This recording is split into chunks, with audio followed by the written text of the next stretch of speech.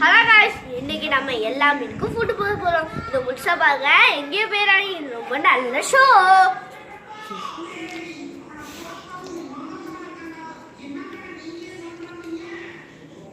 இது பாருங்க फ्रेंड्स, இதான் நம்ம மீன்கள்.